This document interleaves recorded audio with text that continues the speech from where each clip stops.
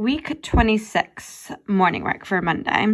The first problem is adding 10 plus 3/4. So this is different than subtraction.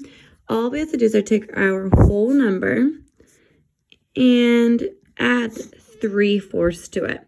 So we know that there are no 4s with 10. So what you're going to do is do 0 plus 3, put that over 4, and then 10 plus, there's no whole numbers here, so 10 plus 0 and bring it down there. The next one, write this number using an exponent. So we know when we see zeros like this, it's going to be 10 to the exponent is going to be the amount of zeros you see in this problem. The next one, evaluate. So we need to compare these two decimals. I'm going to line them up. That's the first one. And then 5, 8, 9. So they're lined up. And I underlined the first numbers that we see after the decimal. And in order to compare these, you're going to compare which one's larger, 4 or 5. The next one, what is the perimeter of a rectangular? That should be a rectangle. If the area is 112 inches and the length is 16. So I'm going to draw the rectangle. We know that the area, the inside, is 112 inches. The length is 16. We don't know what that is. However, we do know in order to find the area of something, we do length times width. So we don't know this, so we're going to do 112 divided by 16.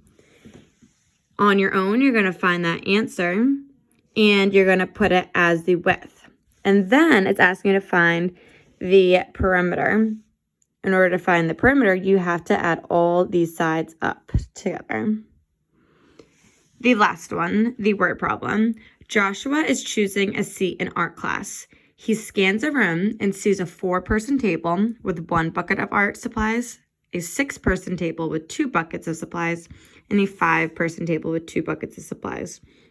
Which table should Joshua choose if he wants the largest share of art supplies? So I'm going to draw the 3 tables, and then I'm going to have you decide which one should Joshua choose. So the first table seats 4 people. So I'm going to draw 1, 2, 3, 4. Those are the 4 people sitting at the table, and that table gets 1 bucket of art supplies. The next table seats 6 people. 1, 2, 3. 1, 2, 3. And this table is getting 2 buckets of art supplies. And then the last table seats 5 people. And they are also getting 2 buckets.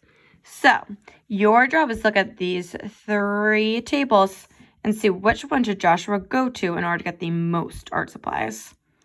Go ahead and try your morning work.